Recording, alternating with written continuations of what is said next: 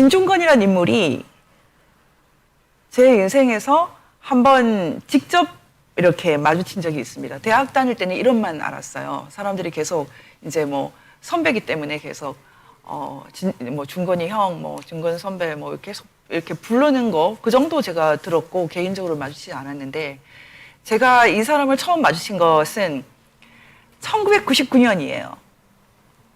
1999년 오늘은 제가 어쩔 수 없이 사적인 얘기를 말씀드린다고 했는데 1999년에 제가 월간조선의 부탁으로 기사를 하나 쓰게 됩니다. 그것이 바로 그 요즘에 제가 많이 이슈로 삼고 있는 그 강철 김영환 전향에 관련된 겁니다.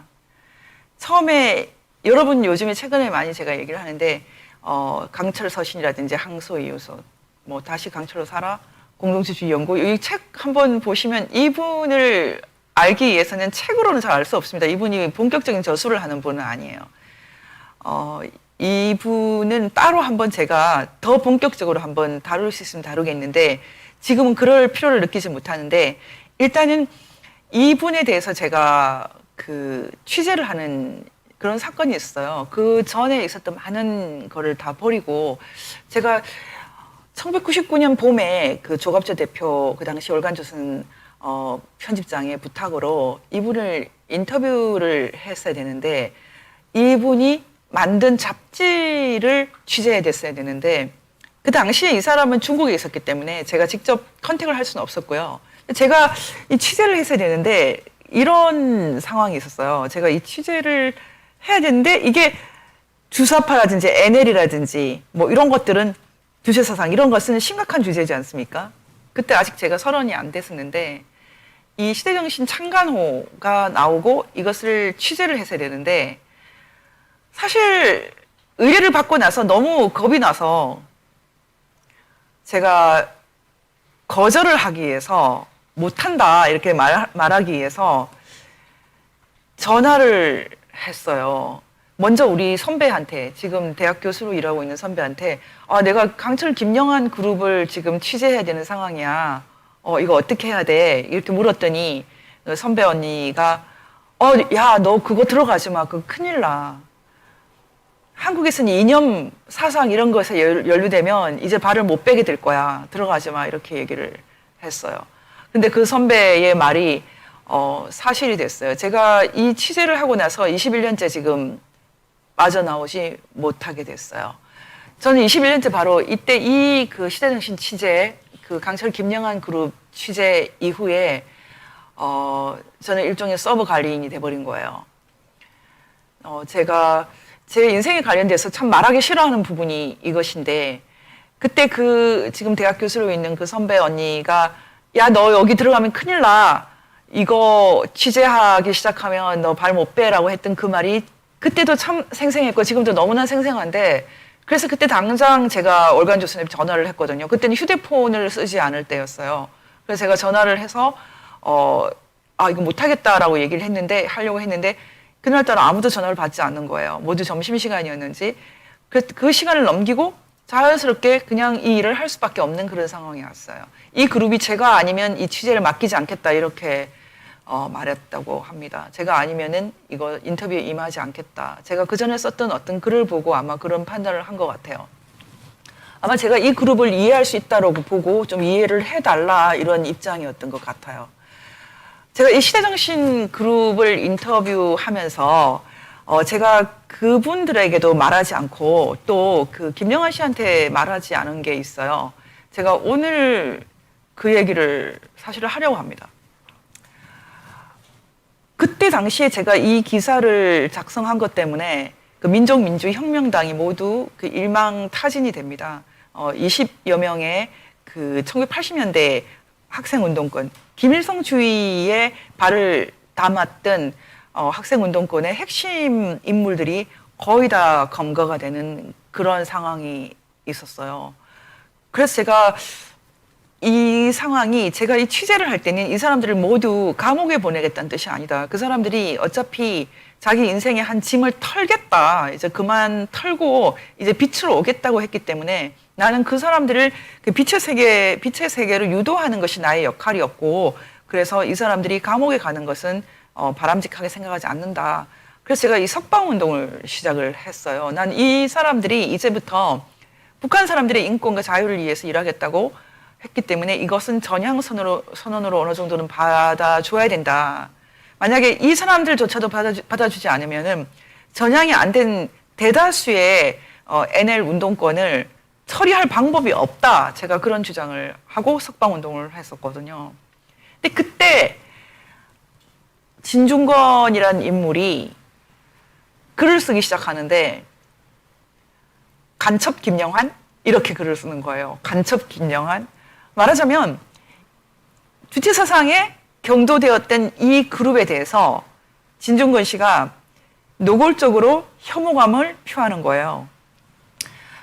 그때만 해도 진중권이라는 사람은 전혀 유명한 사람이 아니었어요. 그냥 아주 정말 깐죽거리는 그런 문체에 글을 쓰기 시작하는 사람 정도였고, 전혀 뭐 저명한 그런 분이 아니었어요. 그 미학 에세이가 이제 나오고 뭐 이런 시절이긴 했던 것 같아요. 그렇지만 전혀 저명한 그런 인물이 아니었어요. 그래서 저는 그래도 내가 대학 다닐 때 들었던 그 중건이 형인가? 설마 그 사람이 이렇게 거칠게 김영한 비판을 하는 걸까? 그래서 제가 그분에게 전화를 걸어봤어요. 직접.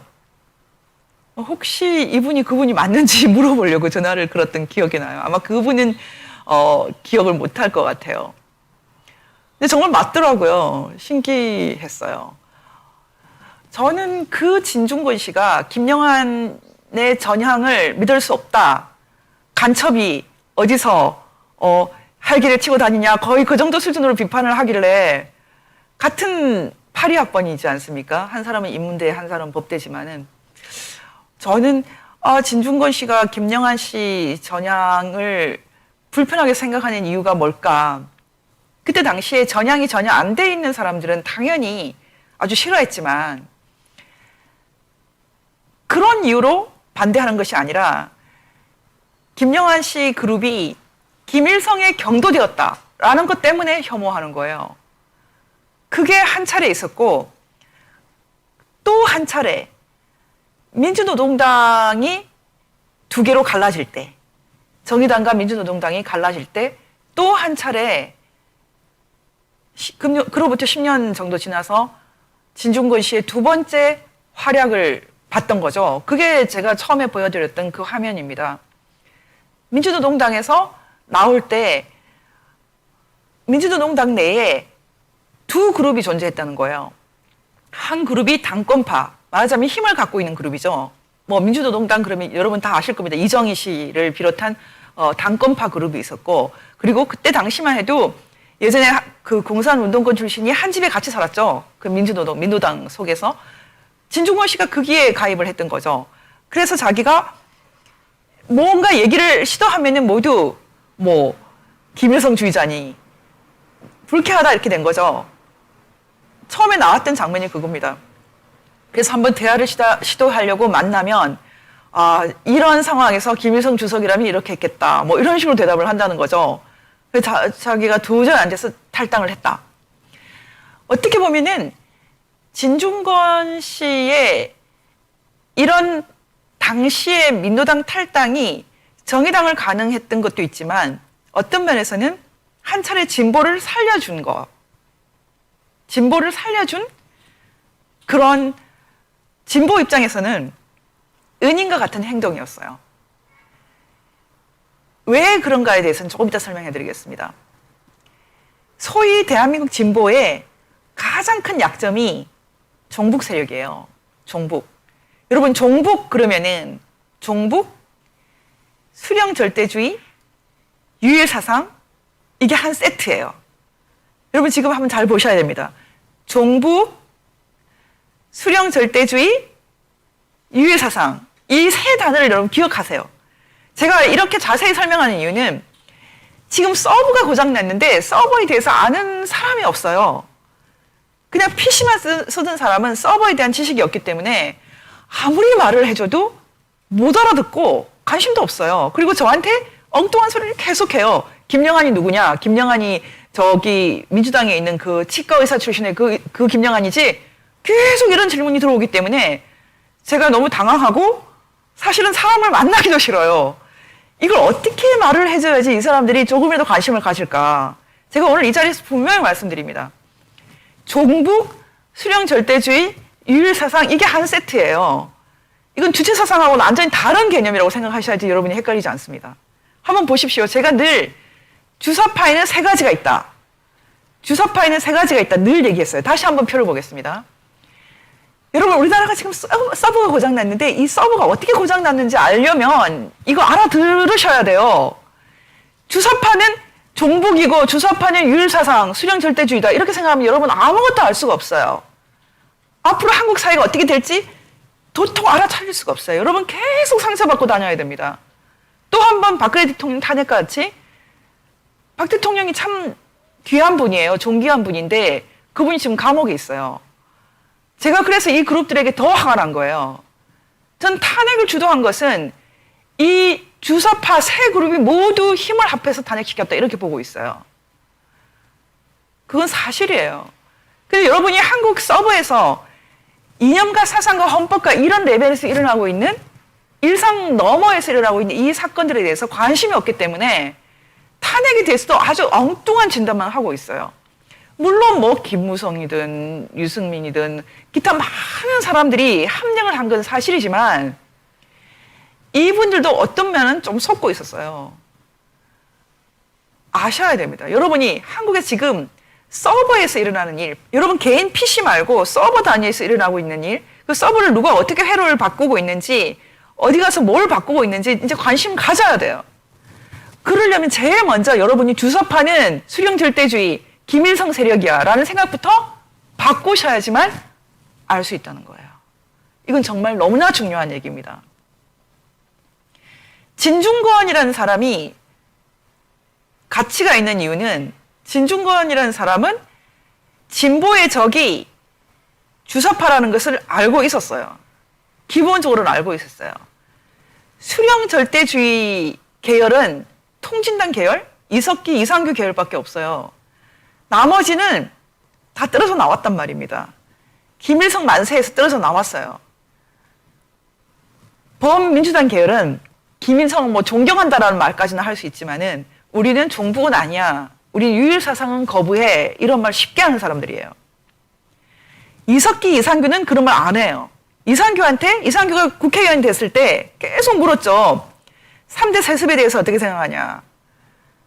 당신은 북한 핵에 대해서 어떻게 생각하냐? 북한 인권 문제, 인권, 핵, 세습 이 세 가지만 물어보면 이상규는 이석기, 김재현, 김미희 대답이 똑같아요. 사상금정하냐? 그런 질문 자체가 사상금정이다. 이렇게 나오거든요. 진중권이 나갔지만은 민주노동당은 국회의원을 배출을 했어요. 여러분 잘 아시잖아요. 이정희 계열이 사실은 수령절대주의 계열이에요. 그런데 진중권이라는 사람은 이 수령절대주의, 김일성 만세, 김정일 만세는 한국 사회에서 결국은 안 된다라는 것을 너무 잘 알고 있는 사람이죠.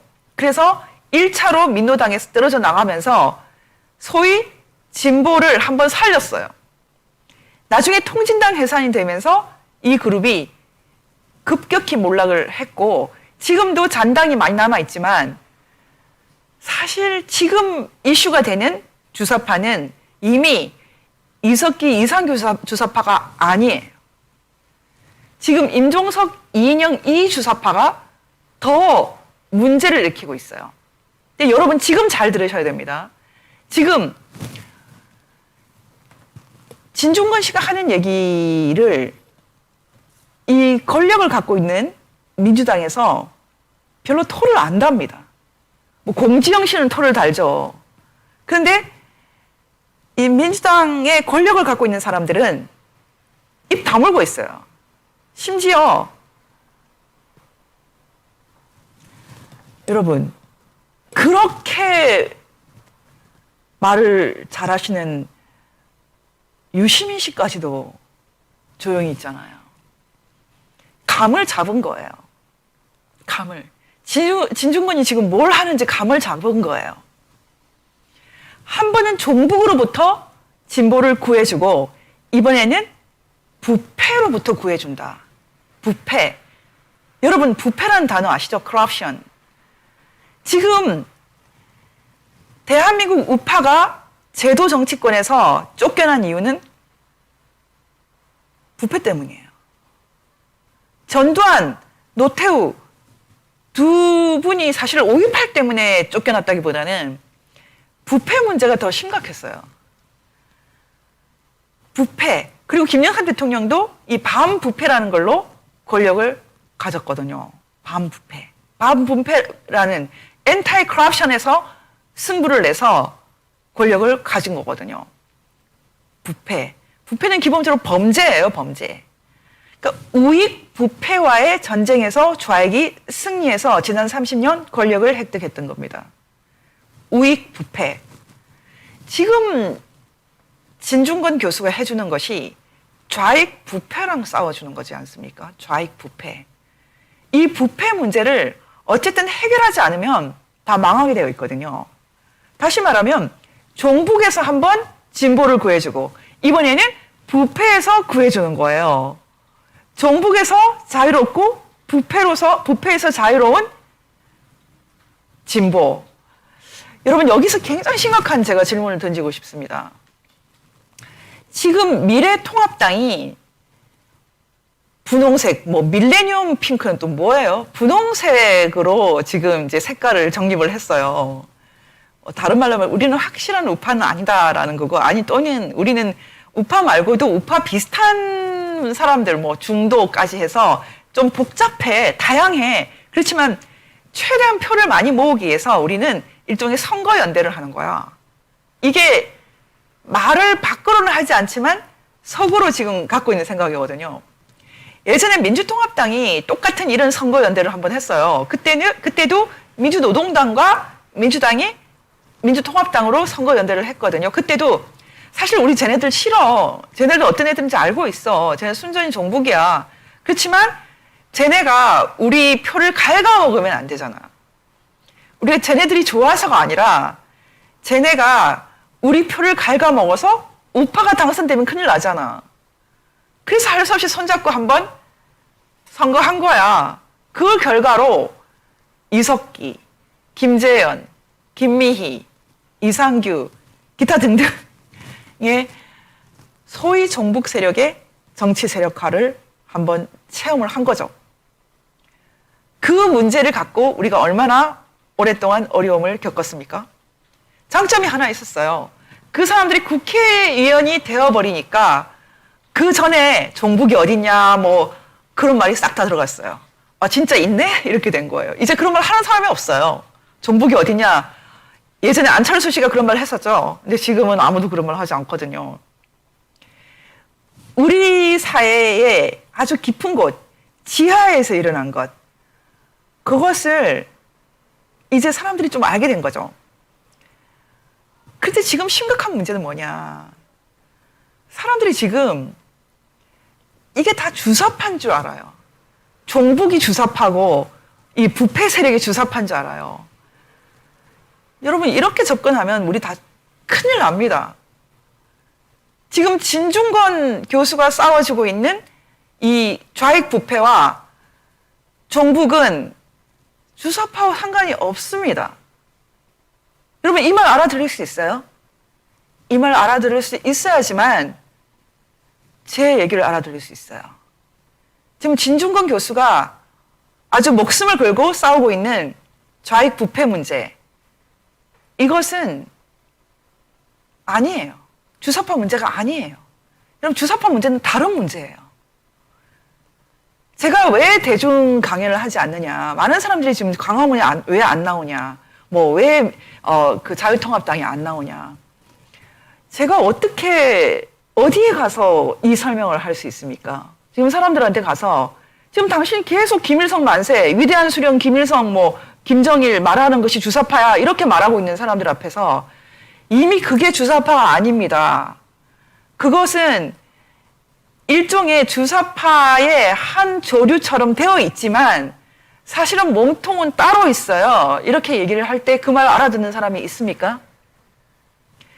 저는 그 말을 알아들을 수 있는 사람들이 저희 VON 뉴스의 시청자라고 생각하는 거죠. 저는 이 훈련이 되신 분들이 이제 사태를 투명하게 바라보고 우리 사회의 문제를 해결할 수 있다. 저는 굉장히 자신감이 있어요. 앞으로는 VON 뉴스를 아는 사람과 모르는 사람으로 나뉜다. 왜냐하면 지금 컴퓨터가 지금 안 되는데 그 안 되는 이유가 사실은 서버 고장인데 순전히 사람들이 딴 데 가서 지금 고장 원인을 말해요. 다 틀리잖아요. 서버 고장이면 서버를 이렇게 고쳐야 된다라고 말하는 사람 얘기를 들어야죠. 저 아저씨 얘기를 들어야 되는 거예요. 근데 제 얘기를 듣지 않지 않습니까? 제가 오늘 제 개인적인 얘기를 좀 더 한다고 했는데 사실 저 굉장히 마음이 슬플 때가 많아요. 제가 1999년 이 강철 김영한 그룹을 취재하고 그 특종을 쓰고 나서 제 인생이 여기서 빠져나가지 못했어요. 저는 언제나 빠져나오고 싶어 했어요. 서버 관리하는 일, 제가 재미없어요. 사람도 없고 알아듣지도 못하고 소프트웨어가 재밌죠. 근데 저 서버 관리하는 거 저거 뭐 대중적이지도 않고 서버 고장났다. 그러면 그건 전문가들의 얘기잖아요. 저는 저 일이 싫어요. 재미가 없어요. 서버 관리에 해당되는 일이 어떤 것인지 아십니까? 지금 제가 하고 있는 전환규정의 연구원이 바로 저런 일이에요. 북한 체제가 전환될 때 어떤 메커니즘으로 전환시켜야 되는가 이런 거 연구하는 거예요. 이거는 이 PC 수준의 일이 아니거든요. 인기도 없고 관심도 없고 무슨 말인지 알아듣지도 못해요. 설명하려면 너무 길어요. 그래서 제가 이런 일을 하고 싶은 사람이 없어요. 멋있게 살고 싶죠. 그냥 대학 교수로 살고 싶고 신문 기자로 살고 싶죠. 전 지금도 언제든지 변호사를 할 수 있어요. 그렇지만 이런 일들이 저한테 허용되지 않아요. 계속 저렇게 작업복 입고 서 있어야 되는 거예요. 누가 저거 훔쳐갈까 봐, 해로 바꿔놓을까 봐. 이번에 그 임미리 교수인가 그 사람이 쓴 민주당을 빼고 전 개인적으로 그 글을 읽고 한심했습니다. 한마디로. 민주당 빼면 다 해결되는 겁니까? 그분이 뭐 동부 주사파 문제, 자주 관악파가 어떻고, 자주파? 주사파 문제. 그리고 뭐 동부 어쩌고 하는 거. 그런 거 너무 썼어요. 그분한테 미안한 얘기지만, 제가 이 주사파의 핵심 중에 핵심인 황장엽 선생과 10년 이상 대화했어요. 관악 자주파니, 반미 청년회니, 새벽 그룹이니, 경기 남부니, 하나도 안 중요해요. 저는 어떻게 생각하는지 아세요? 산호맹이니, PD니, 이진경이니, 저 어떻게 생각하는지 아세요? 부산 칠성파다, 대구 무슨 국제파다, 저기 여수 무슨 파다. 저는 조폭이라고 생각하거든요. 여러분, 조폭 무슨 파가 뭐가 중요합니까? 다 조폭이지. 일단 중간 결론을 하나 내리겠습니다.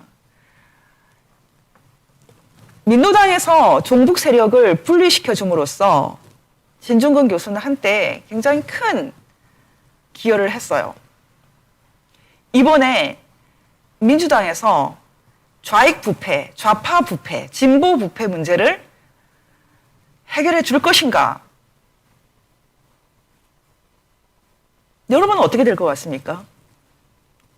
이건 빅 퀘스천이죠. 지금 민주당 내에서도 이게 문제가 된다라는 것은 인식을 하게 됐다는 거예요. 그래서 조용히 침묵하면서 진중근 교수의 얘기를 듣는 거예요. 왜냐하면 국민들이 무서우니까.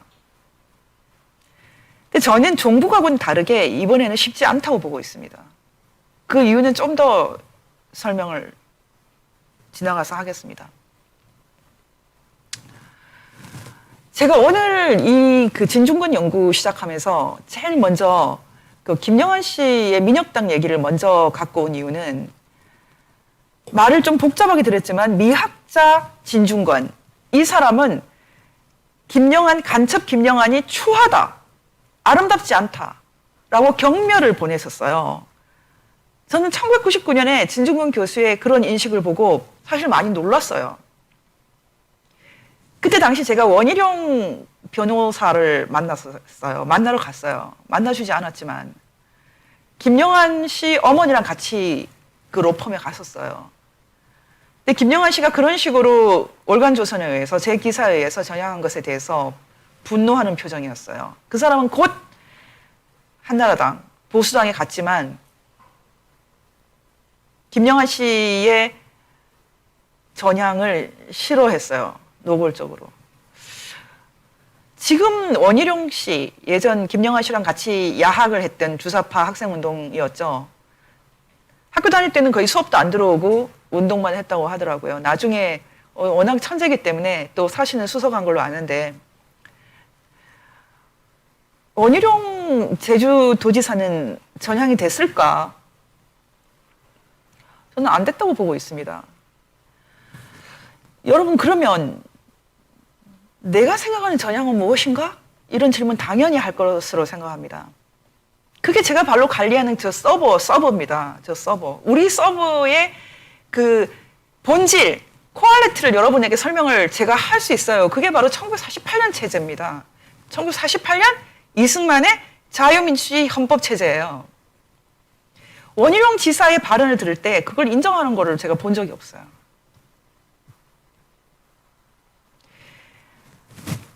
진중권 교수에 대해서 제가 참 재밌다라고 생각하는 것은 다 보지 않았지만은 진중권 교수는 박정희 비판을 하죠. 박정희 비판. 이승만에 대해서 잘 말하지 않고 박정희 비판을 하거든요. 그 이유를 여러분이 좀 생각을 해보셔야 됩니다. 1948년 건국 체제를 일단 인정하고 나면 그때부터는 진보도 있을 수 있고 좌파도 있을 수 있고 우파도 있을 수 있죠. 근데 48년 자체를 허물겠다. 그럼 좌파 우파가 없는 거예요. 48년 체제를 허물겠다라고 가장 강력하게 주장했던 것이 김일성주의자들이에요. 그 사람들은 뭐 김일성이 정통성이 있으니까 주성님의 세계로 만들겠다는 남쪽도 이렇게 생각하는 사람들이에요. 1948년 이승만의 자유민주주의 건국은 이 사람들에게는 거의 뭐 원수의 행위겠죠? 그 사람들이 이 체제에서 살아남을 수 없기 때문에 해산이 됐어요. 그럼 제가 말하는 진짜 몸통 주사파는 어떻게 생각하느냐? 여러분 진짜 몸통 주사파는 어떻게 생각한다고 보십니까? 여러분 이건 정말 빅 퀘스천이에요. 어떻게 생각하십니까? 어떻게 생각할 것 같습니까? 지금 청와대와 민주당을 종북 세력이라고까지 안 본다고 전제할 때 말하자면 이석기를 풀어주지 못했잖아요. 김희수 통신당 반대했던 김희수를 헌재 소장으로 만들려고 했죠. 왜냐하면 청와대에도 상당히 그 종북 세력 말하자면 통진당 세력이 같이 들어갔거든요. 그 사람들이 아마 핵책한 걸로 제가 생각하고 있는데 김희수를 헌재위원장으로 소장으로 만드는데 실패했어요. 그리고 이석기를 석방하고 싶어서 뭐 별 희한한 짓을 다 했죠. 사법농단 프레임도 만들고 실패하지 않았습니까? 지금 청와대 광야교회 옆에 이석기 석방 캠프가 같이 있습니다. 지금 3년 내내 이러고 있는데도 석방 못 시켰어요. 지금 이석기 종북 세력, 이 세력이 지금도 굉장히 셉니다. 많습니다. 특히 노조에. 그 사람들이 지금 불만이 가득하잖아요. 석방 못 시켰으니까. 그걸 갖고 봤을 때는 지금 문재인 청와대와 민주당은 기본적으로는 종북주사파하고 좀 다르다고 보는 게 맞습니다. 그런데 이 사람들이 1948년 대한민국 자유민주주의 체제 인정합니까? 계속 허구한 날 계속 임시정부가 어떻고 임시정부 100년이 어떻고 그리고 1948년 8월 15일은 아예 잊어버리자. 거의 그 정도 수준이거든요. 그 정도 수준이에요. 그리고 48년 건국을 위해서 피를 흘렸던 것. 여순 반란 사건에서 반란이란 말도 이제 빼버렸잖아요. 여순 사건. 우리나라 군인들이 뭐 아주 우익 테러를 한 것처럼 그런 식으로 선전을 하질 않나. 4.3은 명백하게 남노당이 일으킨 대규모 반란 사건인데도 불구하고 4.3이 마치 이승만 대통령이 잘못한 걸로 지금 되어 있거든요. 여러분 이것이 전부 다 1948년 체제에 대한 도전입니다. 여러분 생각으로 지금 민주당이, 지금 청와대가 1948년 헌법체제를 인정한다고 보십니까? 인정하지 않죠. 이게 바로 제가 말하는 서버 도둑질이라는 겁니다. 우리의 서버는, 우리의 그 중앙 처리 장치의 핵심은 모두 이렇게 되어 있는데, 자유민주주의와 법치로 설계되어 있는데 이거 인정하고 싶지 않다라는 겁니다. 노골적으로. 여기서 제가 한번 돌아와서 얘기를 하겠습니다. 그러면 김영한 주사파, 하태경 주사파, 이 사람들은 1948년 체제 인정을 합니까? 한번 물어보십시오. 인정한다고 말할 겁니다. 속으로는 숨기는 말이 있어요. 그렇지만 1948년 9월 9일 김일성 건국도 인정한다. 이거 속에 숨기고 있는 말이에요.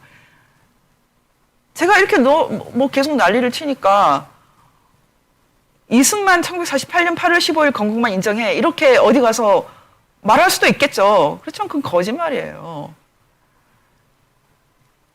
공식적으로 말해야 됩니다. 공식적으로 표명하고 버려야 됩니다. 왜냐하면 1999년에 이 사람들이 당당하게 말했어요. 우린 주체사상은 절대 버리지 않겠다고 말했어요. 그들은 그것을 글로 썼고요. 주장을 해왔고, 이런만 속이기 위해서 주체사상이란 말을 인간 중심 철학으로 바꿨어요. 내용 똑같습니다. 용어 똑같아요. 세계관 똑같습니다. 최근에 저희가 이 도태우 변호사의 도전에서 자세히 다 써놨어요. 주체사상 이념당이라는 것은 여야가 없다. 여러분, 여야가 없는데 어떻게 자유민주주의입니까? 일당으로 모두 하나 되어야 된다. 중국 공산당하고 뭐가 다릅니까? 이런 것 노골적으로 썼어요. 책으로 냈고, 이들이. 이 사람들이 지금 국회의원 하고 있는 겁니다. 이게 바로 제가 말하는 서버 도둑질이라는 거예요. 서버 도둑질. 이 도둑질 아닙니까? 제가 처음에 쉽게 말한다고 했다가 더 어려운 거 얘기했어요. 진중권이라는 사람이 다른 소위 진보와 다른 것은 정치 현상에서 무엇이 아름답지 않다, 무엇이 추하다, 이런 인식을 하는 사람이라는 거죠. 이 사람은 PD도 아니고 약간 PD 성향인 건 맞죠. 그렇지만 이 사람이 뭐 그렇게 운동권이라고 말하기 좀 어려워요. 그럼에도 불구하고 저건 아니야 라고 선포를 해줄 때는 나름대로 진보에 대한 관점이 있다는 거죠. 전 이번에 또 한 번 정의당을 탈당할 때 이 사람이 이번에는 좌파 부패를 해결할 생각이구나. 그래서 좌파 부패로부터 진보를 또 구해낼 생각이구나. 이런 생각을 했었어요. 만약 진중권이라는 지식인이 어떤 정치 현상에서 미추를 판단하는, 이것이 아름답다, 아름답지 않다, 이런 미추를 판단하는 능력이 있다면 우리는 이 사람을 상당히 높이 평가해야 됩니다. 저는 진중권이란 인물은 다른 소위 진보 지식인들과는 비교가 안 되는 수준으로 그런 면에서는 평가할 가치가 있다고 보고 있어요. 근데 제가 이번에 진중권의 프로젝트가 실패할 거다 이렇게 생각하는 것은 좀 이유가 있습니다. 실패하지 않고 좀 민주당도 건강한 정당으로 살았으면 좋겠는데, 민주당도 종북으로부터 완전히 벗어나고 1948년 체제를 허물어뜨리려고 하는 그 쓸데없는 생각으로부터 벗어나고, 그리고 각종 부패로부터 벗어나고 그랬으면 좋겠는데, 여러분 할 수 있을 것 같습니까? 전 최근에 그런 얘기를 들었어요. 정경심 조국 전 장관 부인이 어떤 사람인가. 진중권 교수는 이 사람이 강남 빌딩 갖고 싶고, 애들 교육밖에 모르고, 애들이 우상이고, 그런 수준으로 얘기를 했지만, 이렇게 말하는 사람도 있었어요. 경심이 누나라 그러더라고요, 그 사람은. 경심이 누나, 밥 안 얻어먹은 사람이 어딨어. 감옥에서 나오는 사람들 만나서 밥 사주고, 봉투 큰 돈은 아니었어. 한 10만 원 정도로 기억해. 안 받은 사람 몇 명이야. 그런 얘기 사실인지 제가 확인할 길이 없어요. 그 얘기 하신 분은 세상이 거의 다 아는 아주 유명한 분이에요. 그래서 여러분이 제가 그냥 허튼 소리 아닌 건 아실 겁니다. 마음에 빚을 지고 있는 사람은 너무 많아. 그 사람이 정경심이라는 사람이 대단한 정치인 지식인은 아니지만 참 따뜻한 사람이었어. 이렇게 말하는 사람들이 있었어요. 제가 그 얘기를 들으면서 만약에 민주당에서 이 정도 수준에서 머문다면 민주당이 하나의 생활 공동체에 불과할 텐데 과연 자기 패거리를 지키기 위한 몸부림을 치지 않겠나. 자기 내부에 있는 그 좌파 부패 문제를 정말 딸딸 긁어서 다 제거할 수 있을 만큼 한골 탈퇴를 할 수 있겠나. 그런 생각이 듭니다. 그렇게 안 하면 우리한테 유리해지는 건가요? 제가 계속 서버 얘기를 했는데 저는 지금 한국의 소위 우파들은 제가 이렇게 얘기를 해도 도대체 무슨 소리 하나 그런 사람이 대부분이라고 생각해요. 알아듣는 분이 많지가 않아요, 도대체. 1948년 체제라는 게 뭔지도 몰라요, 도대체. 사람들이 선거를 하고 기본권을 갖고 이동의 자유가 있고 예술을 할 자유, 사생활 자유, 기타 등등 있다라는 것에 대해서 심각하게 생각 자체를 안 해요. 조선시대에도 살았고, 일제시대에도 살았고, 다 똑같은 거지. 그 정도 수준으로 생각하는 사람 많습니다. 그렇게 생각하는 사람은 아까 제가 말했던 것처럼 장욱진 그림은 10억이고 이 그림은 제로야. 이런 세계를 이해 못 하는 거죠. 지금 어떤 사회가 겉으로 보기에는 표가 안 나는 것 같지만 어떤 더 나은 가치, 인권이든 민주주의든 자유든 더 나은 가치를 향해서 치열하게 달려가고 있어요. 그런데 이때나 저때나 다 똑같아. 조선이나 지금이나 다 똑같아. 이런 식으로 인식하는 사람은 저 그림이나 이 그림이나 똑같아. 가치라는 것을 인식을 못하는 거죠. 가치. 대화가 되겠습니까? 오늘 이제 결론을 내릴 때가 됐어요. 여러분 지금 진짜 문제는 무엇인지 아십니까? 지금 밀레니엄 핑크 깃발 아래 모여들고 있는 저 미래통합당, 저들의 실체는 무엇인가? 전 지금 리더십인 황교안 대표와 심재철 원내대표는 상당히 신뢰할 만한 분들이라고 생각을 합니다. 하지만 기본적으로 지금 미래통합당도 결코 가치연대가 아닙니다. 진정한 자유민주주의와 진정한 자유시장과 진정한 1948년 자유민의 공화국, 이승만의 건국과 박정희의 부국을 인정하는 그런 정통 우파 가치로 뭉친 집단이 아니에요. 절대 아닙니다. 선거연대에 불과합니다. 이 선거에서 승리하고 나서 좌익 부패 문제를 해결하고 종북 문제를 해결하고 승리하고 나서 다시 어디로 갈지 고민을 하고 있습니다.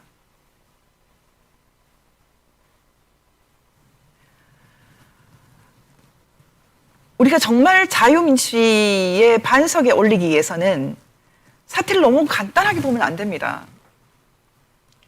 전 최근에 주사파 문제를 다루면서 다른 얘기는 거의 하지 않고 강철, 김영환 딱 한 사람에 대해서만 말합니다.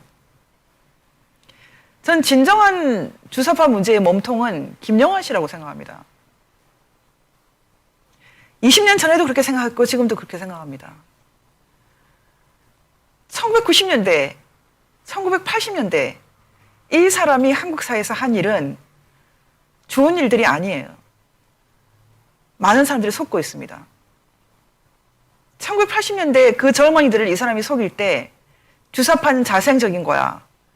주사파는 자생적인 거야. 자생적인 거였습니까? 라디오 들었잖아요. 북한 라디오 들었잖아요. 그리고 돈은 안 흘러 들어왔을까요? 1989년에 간첩 윤택님이 내려왔잖아요. 그리고 김일성 돈 안 받았습니까? 제가 한 세대를 이 사람이 농락했다고 하는 이유는 김영환 씨의 가장 최측근들도 이 사람을 위해서 일하지만 이 사람이 김일성을 만났다거나 북한과 연계되어 있다거나 돈을 받았다거나 몰랐다는 겁니다. 몰랐다는 거죠. 심지어 통진당에서 돈을 받은 사람조차도 이것이 북한에서 온 돈인지 몰랐다는 겁니다.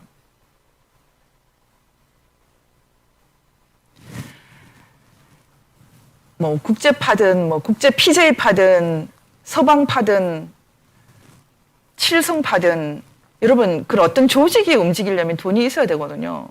어떤 조직이 수장이 되는 것이 뭐 이념으로 되는 줄 아십니까? 많은 부분 돈으로 합니다. 사이비 교주도 돈으로 하는 경우가 많아요. 30살도 안 된 사람이 뭐 5억씩 들고 있어요. 그때 당시는 5억이면 아파트 한 채니까 지금 뭐 한 20억은 되지 않겠습니까? 그 돈 들고서 나를 따르라 많이 할 수 있어요. 전 지금 주사파 권력화 현상은 북한 돈을 갖고 와서 사람들이 목줄을 잰 것? 저는 이 부분이 크다고 생각하고 있거든요. 뭐 그렇게 고상한 인간 중심 철학, 주체사상 이런 거 아니라고 생각해요. 제가 주사파 문제를 아주 심도 있게 취재를 많이 했기 때문에 사실 경기 남부니 뭐 관악 자주니 반미 청년회니 많이 알고 있어요. 근데 전 똑같이 봅니다. 다 그냥 공산주의자다. 변종 공산주의자다. 막스 레닌주의자들보다 더 머리가 나쁘다. 전 그렇게 보고 있어요. IQ는 좋을 수 있어요. 하지만 IQ 좋은 사람들이 하는 짓들이 아닙니다. 여러분, 오늘 정말 쉬운 얘기를 하고 싶은데 진짜 어려운 얘기를 하게 됐어요. 요약하겠습니다. 진중권이라는 한 미학자가 우리 정치 현상에 있는 정말 더러운 꼴, 추한 꼴, 종북, 부패 이런 것을 밝혀주고 싸우고 있습니다. 그렇다고 해서 우파 아닙니다. 여러분 진정한 우파는 1948년 체제의 위대성을 이해하는 사람들입니다. 지금 미래통합당이 그 사람들로 뭉친 게 아니에요. 지금 일단은 좌익 부패와 종북 세력을 척결하기 위해서 미래통합당 체제로 선거 연대를 한다 하더라도 우리는 진짜 이 나라의 서버를 관리할 수 있는 진정한 자유우파 리더들을 만들어내야 됩니다. 저는 너무 오랫동안 고생했고 피곤하고 많은 일들을 처리해 왔어요. 전 저를 칭찬합니다. 너무 수고했다고 생각합니다. 대가를 구하지도 않았고요. 별로 불평도 안 했어요. 도망을 몇 번 시도했죠. 도망을 시도했다가 교통사고도 나고 집안에 온갖 분란이 다 일어나고 그런 고통을 겪고 돌아왔죠. 한 사람이 저처럼 살려면 이게 착한 마음으로 되는 게 아닙니다. 하지 않으려고 여기서 벗어나기 위해서 주사 파고 개 뿌리고 전 사실 보기도 싫어요. 근데 저 지하 서버 관리실에서 계속 지키고 서 있는 그런 역할을 제가 20년 넘게 하고 있는데 너무 피곤해요. 그래서 이제 국회에서 진정한 자유우파의 리더들이 이래야 된다고 생각합니다. 정말 한국의 우익들, 우파들에게 당부합니다. 제발 공부하십시오. 제가 이렇게 강의하면 좌파들은 전부 알아듣는데 우파들은 알아듣는 사람이 1000명도 제대로 없습니다. 이게 어떻게 된 것입니까? 나라가 이 꼴이 날 때까지 공부를 이렇게 안 하고 외과 수술을 해야 되는데 메스를 써야 되는데 아주 그냥 소 잡는 칼만 들고 오고 다 아는 것처럼 맨날 얘기합니다. 알기는 뭐가 알아요? 아무것도 몰라요. 지금도 김영한이 누구야? 저 치과 의사 김영한? 뭐 이런 식이에요. 이 나라가 어디로 가겠습니까? 오늘은 사적인 얘기도 좀 하고 불평도 많이 했어요. 용서해 주세요. 감사합니다. 오늘 여기까지 하겠습니다.